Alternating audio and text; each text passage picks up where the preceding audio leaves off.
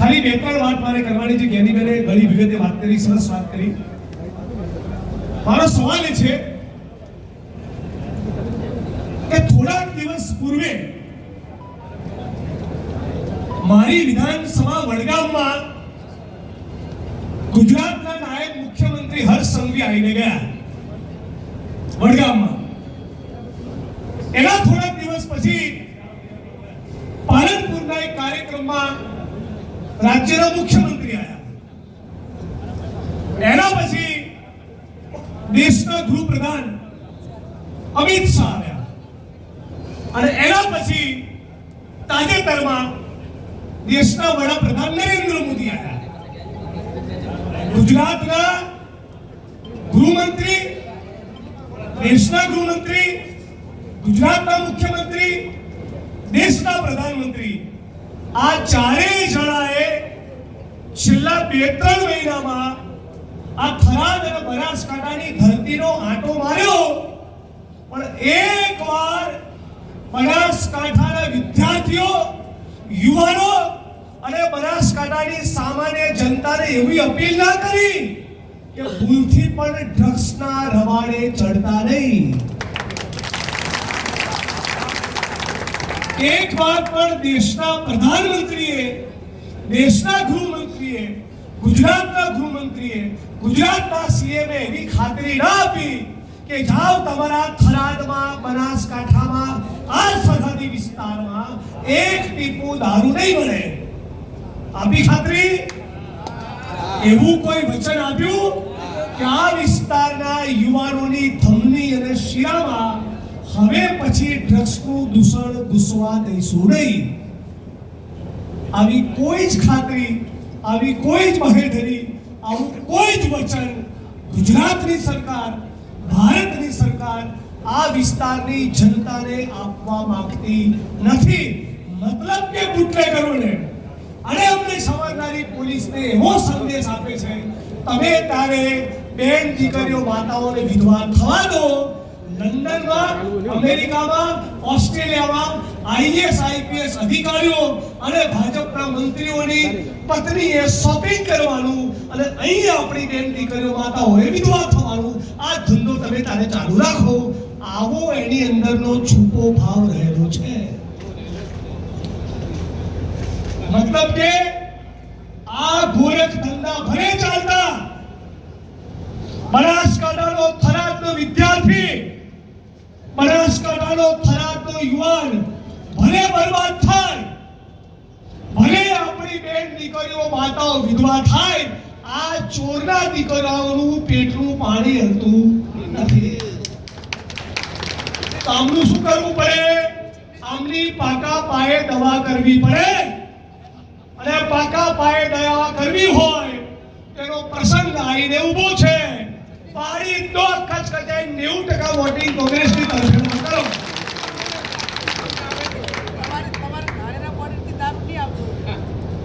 હા, ગેનીબેન કહે છે કે જિગ્નેશભાઈ બધાને પૂછો, આ ધાનેરાની બોર્ડરથી રાજસ્થાનનો દારૂ આવે છે?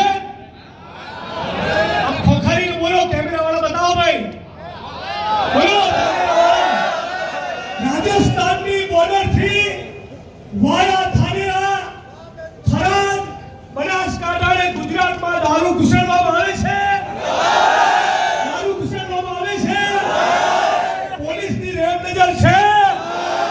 તો જિલ્લા કલેક્ટર તંત્રને પોલીસની જવાબદારી બને છે, ગૃહમંત્રીની જવાબદારી બને છે, મુખ્યમંત્રીની જવાબદારી બને છે. આ ચોરોનો પાડો ને નવરા કરો અમને, નવરા. હું ક્યારનો જોતો હતો કે ઘોડા ફેંકના પેલા એક્સપર્ટ આપણે આવશે ગજવામાં મોટા મોટા ઘોડા લઈને. એ શું બોલે છે? શું વાત કરી કે એરપોર્ટ માટે કોંગ્રેસે જમીન આપી નહોતી. ગણકારેલું છેલ્લી લાઈન અવાજ આવે ને ભાઈ? પેલા વિશ્વ ચાપલુસ, વિશ્વગુરુ નથી, અમેરિકાની, ઇઝરાયલની અને ચીનની ચાપલુસી કરીને કહેવાય વિશ્વ ચાપલુસ. બોલો બે મિનિટની છેલ્લી લાઈન અવાજ આવવો જોઈએ. શું કહેવાય? વિશ્વ ચાપલુસ. વિશ્વ ચાપલુસ બોલો શું કહેવાય? શું કહેવાય? આખી દુનિયાનો ચાપલુસ. હા, આ બધા ફાકા બાકા નીકળી ગયા છે 56 ઇંચના. બકરી ડબ્બામાં આવી ગઈ છે. અમેરિકાની સામે એક શબ્દ બોલાતો નથી. કેમ? કહી દો ઉઘાડું. છીનાળા પકડાઈ ગયા છે હમણાં. છીનાળા શું પકડાયું છે? શું પકડાઈ ગયું છે? એમના છીનાળા પકડાઈ ગયા છે એપ્સ્ટીન ફાઇલમાં. એટલે કોઈ દાપણ કરી શકતા નથી. બેટમજી બહુ સવાલ પૂછતા હતા નહેરુજીને. આવો ચોરના દીકરાઓ આવો. હવે એક લીટી બોલી છે અમેરિકાને. હવે શું કીધું ડોનાલ્ડ ટ્રમ્પે? હું ઈચ્છું તો નરેન્દ્ર મોદીની કારકિર્દી ખતમ કરી કાઢું. મારો ઠાકો. હવે જે સવાલ તમે નહેરુજીને પૂછો છો, કોંગ્રેસ પાર્ટીને પૂછો છો, આપો જવાબ અમેરિકાને. ત્યાં બધી હોસ્ટેરી નીકળી ગઈ, ત્યાં બકરી દબાવાઈ ગઈ. માખ તેલમાં પડે ને એવું મોં થઈ ગયું નરેન્દ્રભાઈ. જોઈ લેજો. તેલમાં પડેલી માખ હોય ને એવું 25 પૈસા જેવડું મોં થઈ ગયું છે. 8 વર્ષની, 10 વર્ષની, 12 વર્ષની માસૂમ દીકરીઓ આખી દુનિયાની એને એક ટાપુ ઉપર લઈ જાય, દિવસોના દિવસો સુધી ગોદી રાખે, એનું શારીરિક શોષણ થાય. આખી દુનિયાના લૂંટેરા પૂંજીપતિ ઉદ્યોગપતિઓ એ 8, 10, 12 વર્ષની દીકરી ઉપર બળાત્કાર ગુજારે અને આખા બળાત્કારનું આયોજન ગોઠવે જેફરી એપ્સ્ટીન. અને એની સામે ગુનો દાખલ થયો અને ગુનો સાબિત થયો. એના પછી નરેન્દ્ર મોદી કે સલાહ લેવા જતા હતા. આ ભારતના ઇતિહાસનો પહેલો પ્રધાનમંત્રી છે જે દુનિયાના સૌથી કુખ્યાત બળાત્કારી અને સેક્સ મેનિયાકની સલાહ લેવા જતા હતા. અને અહીંયા ખરાબમાં તમને સલાહ આપે છે. શું કીધું? આ એરપોર્ટ માટે કોંગ્રેસે જમીન નથી આપી. કોઈ વ્યક્તિનું નામ નથી લેવા માંગતો, પણ જેટલા પણ ભારતીય જનતા પાર્ટી વાળાને આવું લાગતું હોય બધાને એક લાઈનમાં ઉભા રાખીને પૂછ્યું કે તારો બાપો કઈ સ્કૂલમાં ભણ્યો અને એની જમીનો કોણે આપી હતી? કોણે આપી હતી? હા, ગુજરાતમાં જેટલી આંગણવાડીઓ બની, શાળાઓ બની, કોલેજ બની, યુનિવર્સિટી બની, પીએસસી બન્યા, સીએસસી બન્યા, સરકારી દવાખાના બન્યા, આ પાણીની ટાંકી બની, આ મોટા મોટા ડેપો બન્યા, એ બધાની જમીનો કોણે આપી હતી? ભાઈ બોલો. આ મોટીથી બોલો. હવે કેવું કોણે આપી હતી? કોંગ્રેસે. વિધાનસભામાં આપણે બોલ્યો તો 12 લાખ એકર એટલે 25 લાખ વીઘા જમીન. તો સૌરાષ્ટ્ર અને ગુજરાત અલગ રાજ્ય જ્યારે હતા ત્યારે ઉચ્છંગરાય ઢેબર નામના કોંગ્રેસના સર્વોચ્ચ નેતા અને સૌરાષ્ટ્રના મુખ્યમંત્રીએ 25 લાખ વીઘા જમીન એ સૌરાષ્ટ્ર અને કચ્છમાં કડવા અને લેવા પાટીદાર સમાજને આપેલી છે. રેકોર્ડ જોઈ લો. આદિવાસી, ઓબીસી, દલિત અને આર્મીના નિવૃત્ત જવાનોને સરકારી પડતર જમીનમાંથી 5 લાખ એકર 10 થી 12 લાખ વીઘા જમીન આપ્યા. 1.5 લાખ એકરથી વધારે જમીન ટોચ મર્યાદામાં આપી.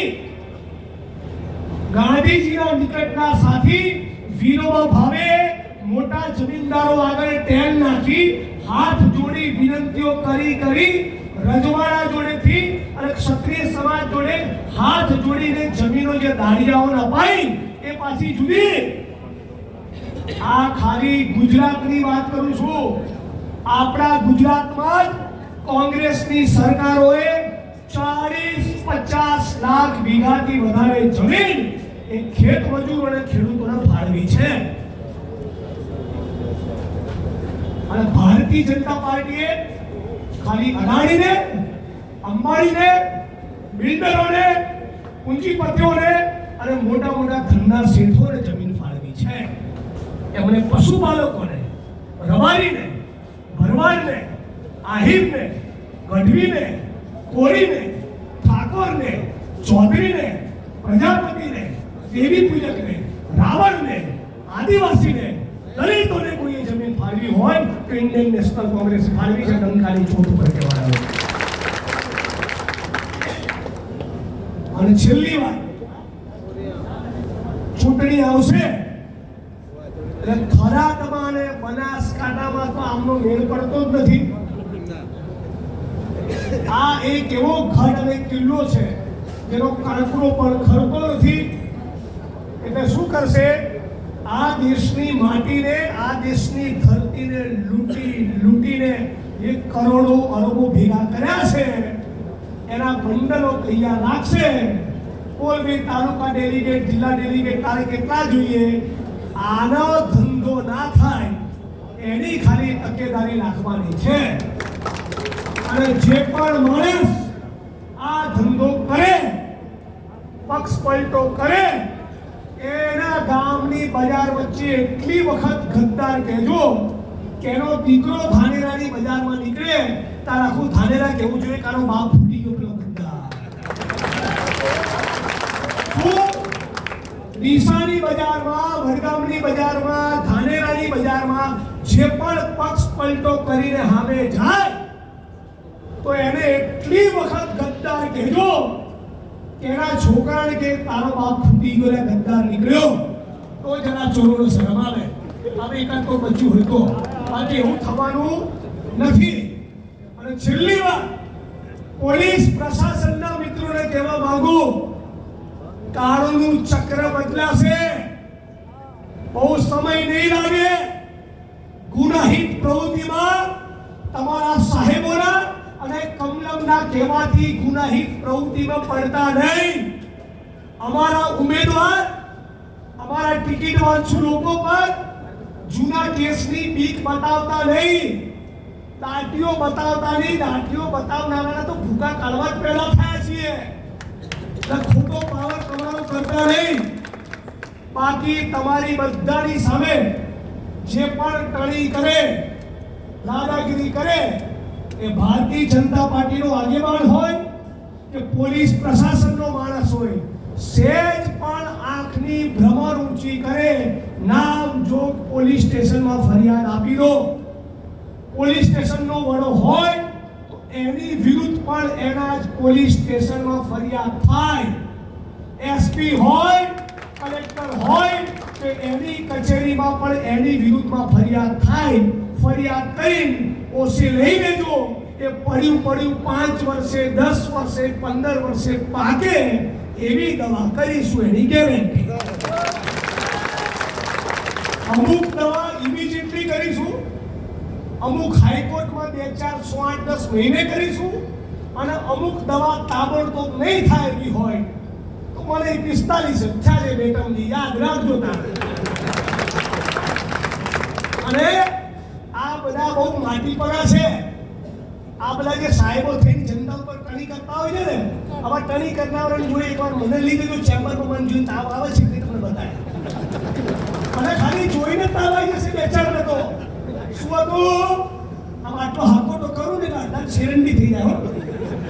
એટલે શું તાકાતથી જવાનું. કોઈ પણ માણસ એ ભાજપનો આગેવાન કાર્યકર્તા હોય કે પોલીસ પ્રશાસનનો હોય, આપણે એનું સંપૂર્ણ સન્માન જાળવવાનું અને આપણા સન્માનને ઠેસ પહોંચાડે એની દવા કરવાની.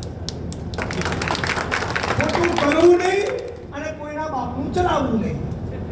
એક જ નિયમ લઈને ચાલુ છે. એટલે પેલા રાજકોટમાં ભૂમિ કીધો ને, કીધો કે નહીં નીકળે છે, મોહમ્મદ એક લીટી નીકળે છે. હજી રાજકોટથી તો હજી કહીશ કેમ પેલા લક્ષણ એવા છે. કાચના ઘરમાં રહેવાનું અને બીજાને પથ્થર મારવાનો નહીં. આટલું કહીને મારી વાણીને વિરામ આપું છું. તમે બધા સમજદાર છો. કોંગ્રેસ સાથે તમારા વડવાઓ પણ જોડાયેલા છે. આપણે બધા આ ગઢ, આ કિલ્લો મજબૂત અને અકબંધ રાખીએ. દરેકે દરેક આગેવાનને, કાર્યકર્તાને ટિકિટ મળે કે તમે ગુલાબસિંહભાઈની જગ્યાએ હોય કે મારી જગ્યાએ હોય કે પ્રદેશના પ્રમુખ બની જાવ, કોઈ શક્ય નથી. નાનું મોટું દર ગુજર કરી પક્ષ સર્વોચ્ચ છે એટલી વાતને મને આગળ રાખી જે પણ ટિકિટ લઈને આવે એ ડંખાની ચોટ ઉપર જીતે એવું સાથે મળીને બધા કરીશું. આપ સૌનો ખૂબ ખૂબ આભાર. જય કોંગ્રેસ, જય ભારત, જય સંવિધાન, જય ભીમ.